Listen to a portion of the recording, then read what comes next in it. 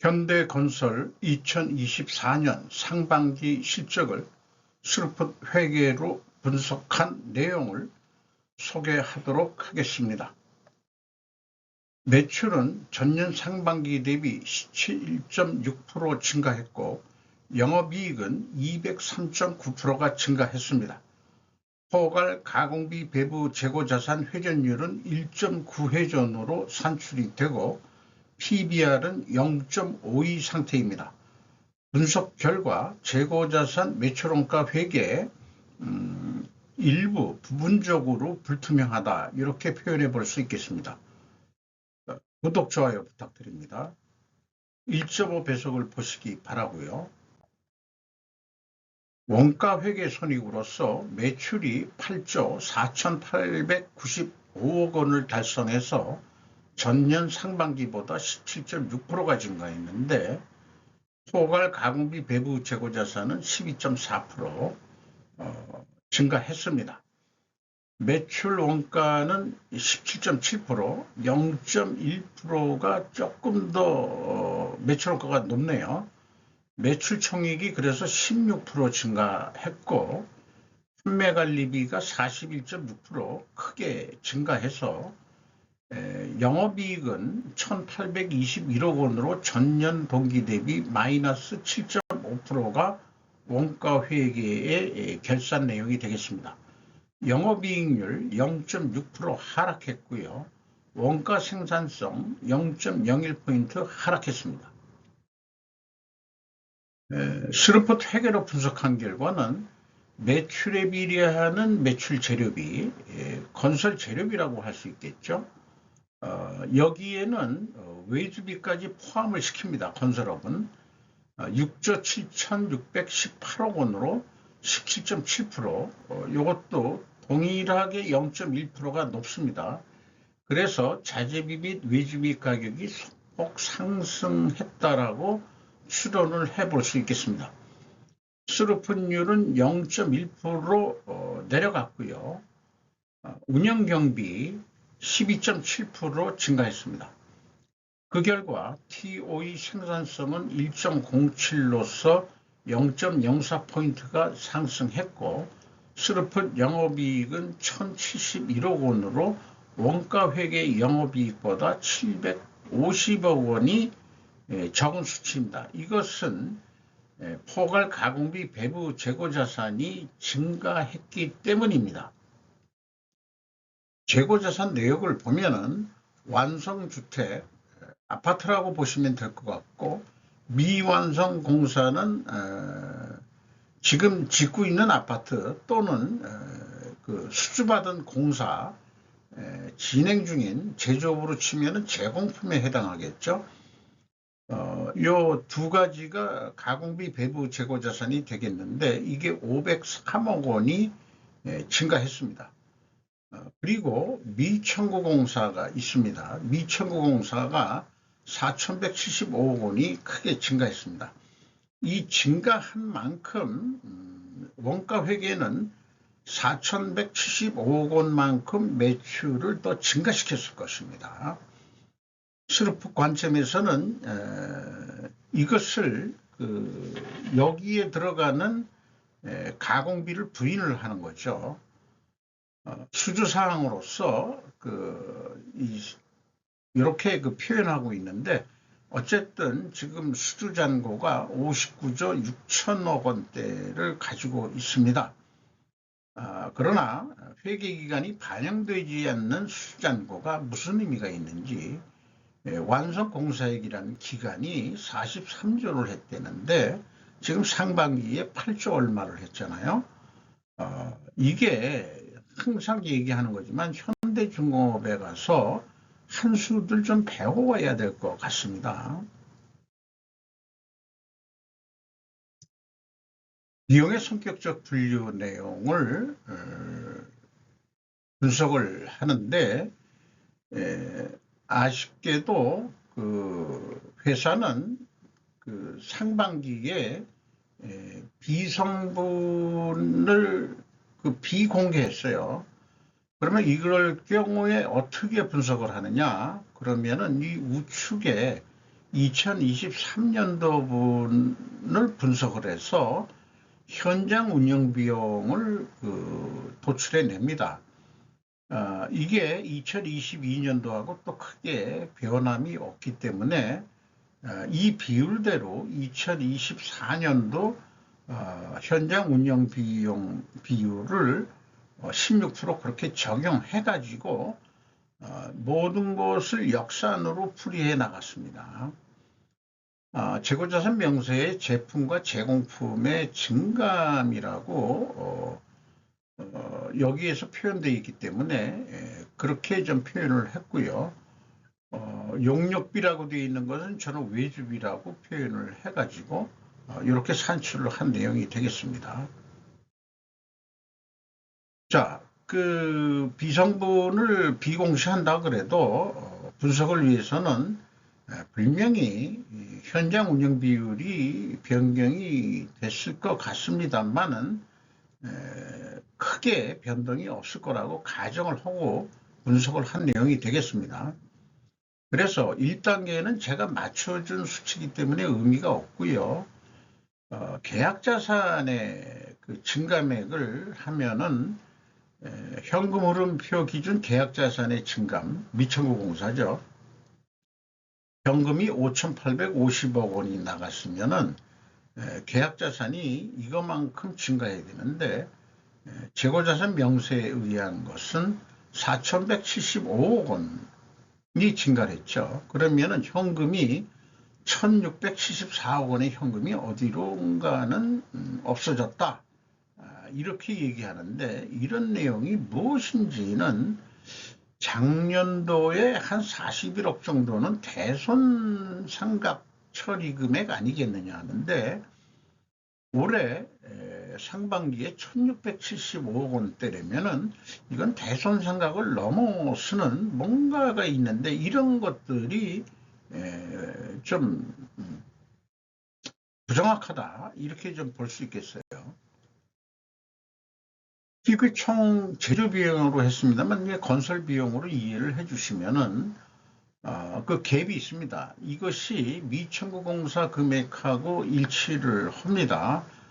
수르프 관점에서는 미청구공사를 포괄 제공으로 넣기 때문에 요거는 또 이제 그러나 이제 맞추어진 수치로 봐야 되겠죠. 그 다음에 이제 현금 흐름표 기준 전체 재고자산의 증감액인데 이것도 현금식으로 읽으면은 현금이 152억 원이 나갔으면은 그거만큼만 증가하면 되는데 178억 원이 증가해서 26억 원이 더 증가를 했어요. 하늘에서 굴러 떨어진 거냐? 그거 내용이 뭔지는 알 수가 없습니다.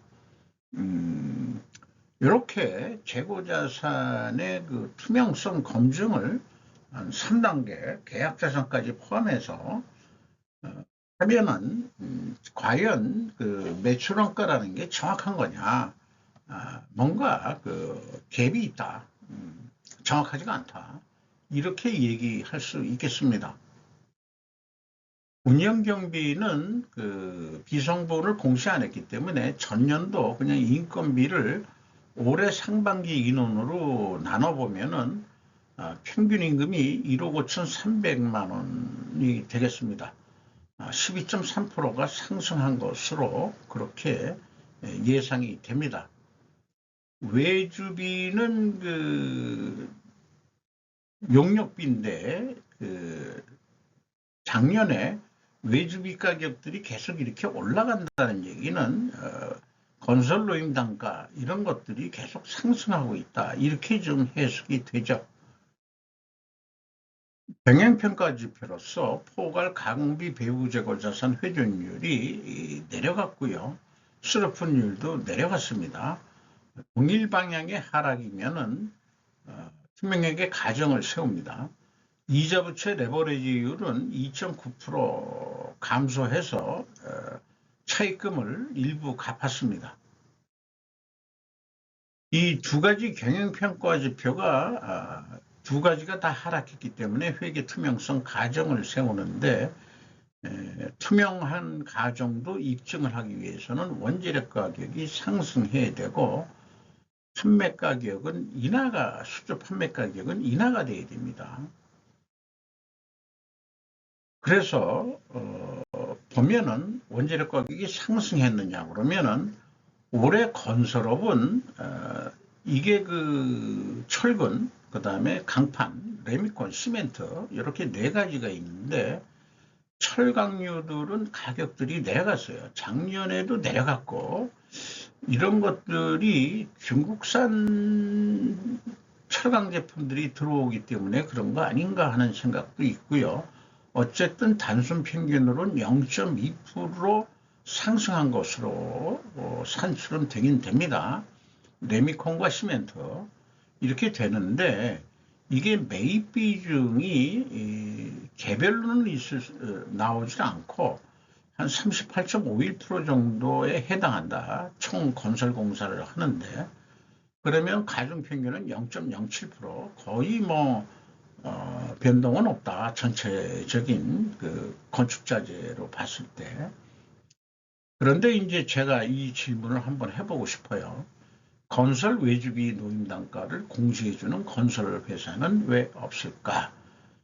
요즘 뭐 아파트 분양 가격이 확 오르고 뭐 하는 얘기는 이제 건축자재 올랐다는 거 가지고 핑계를 대다가 최근에는 아파트 분양가 올라가는 것은 건설 노임 단가가 크게 상승했기 때문에 올라간다.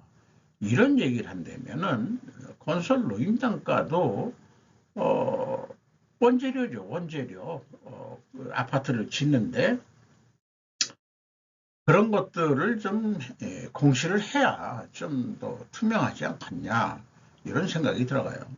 싼 중국제 철강 제품들이 수입되고 있다. 특히 열연강판 호판이 최근 대거 수입이 되고 있다고 한다. 그럼에도 건설업 수익성은 개선되지 않고 있다. 그렇다면 남은 것은 외주비 건설 노임 단가의 상승일 것이다. 이렇게 좀 생각해 볼 수 있겠습니다. 수주 판매 가격은 알 방법이 없고요. 이것은 기업 물가지수와 기업 서비스 물가지수에 대한 내용을 좀 가져온 건데 우리나라에는 기업 물가지수라는 것을 운영하지 않은 것으로 되어 있습니다. 한국은행이 소비자 물가 뭐 이런 것들은 공표들을 하고 뭐 GDP 뭐 이런 것까지는 얘기를 하는데 이 자본주의 사회에서 기업이 차지하는 비중이 매우 높다고 한다면은 기업 물가 지수도 개발이 되어야 되지 않겠냐. 자, 위에 표현한 거를 다시 한번 얘기하면 물가가 민생에 그렇게 중요한 것이라면 한국이 기업 물가라는 것이 있는지 기업의 원재료 가격 추이와 판매 가격 추이는 필히 정확히 공개해 주어야 될 것이다. 이렇게 좀 얘기할 수 있겠습니다. 한국은행 본점에 들어가면 물가 안정이라는 게 한국은행의 존재 이유를 얘기해 주고 있습니다. 자, 지금까지 얘기한 것을 좀 적용표를 만들어 보면은 수르법 손익계산서에서는 자재비 및 외주비 가격이 소폭 상승했다라고 추정했고 비정부는 역산풀이를 했어요. 그냥. 그리고 투명하게 가정을 세우는데 외주비 가격이 상승해야 되고 수주 판매 가격이 소폭 하락했어야 된다. 그리고 자재비 33.6%, 이건 약간 오타를 냈네요. 38. 몇 프로에 해당할 것 같습니다. 그런데 수주 판매 가격은 알 방법이 없죠. 그러니까 원재료 가격이 철강 제품은 내려갔다 하더라도 시멘트, 레미콘 이런 가격들이 좀 올라갔기 때문에 건축자재로서는 한 소폭 상승을 했을 것이다. 원재료 가격은 어느 정도 그렇게 추론을 할 수 있을 것입니다. 자, 그러면은 요거는 처음 공개 내용을 소개를 하는 건데요. 건설공사에 주요 자재들이 들어가는 게 아까 제가 건축자재 33.36인데 토목 및 일반재 이런 것들을 그냥 다 포함해야 되지 않을까 싶습니다만은, 일단 건설공사를 하면은 이제 탁탁기하는 토목공사부터 땅 파기 뭐 이런 거 하는데도 건축자재가 들어가겠죠.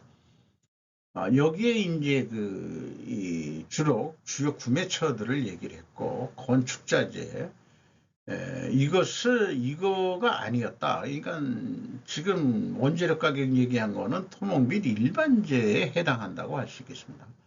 여기 구매처를 보면 현대 엘리베이터 하면은 아파트 짓는데 엘리베이터 들어가고 뭐 들어가고, 그러니까 원재료 가격이 하락했냐 올라갔냐 말았냐 하는 것은 100% 중에서 한 38%에만 영향을 끼친다, 이렇게 보겠죠. 기계장치 들어가고 전기도 들어가겠죠. 이런 모든 자재들을 공시하기는 실질적으로는 좀 쉽지는 않겠습니다만은, 묶어서 하는 방법은 왜 없을까 하는 얘기에 이렇게 주요 자재를 분류를 했듯이 토목 및 일반재, 건축자재, 기계장치, 전기, 개장, 배관, 이런 식으로라도 단가 추이를 평균을 내서 할 수 있는 거 아니냐. 뭐 대한전선 이런 것도 들어가고 한다면은 전선 가격이라도 좀 얘기를 주든지. 그렇습니다.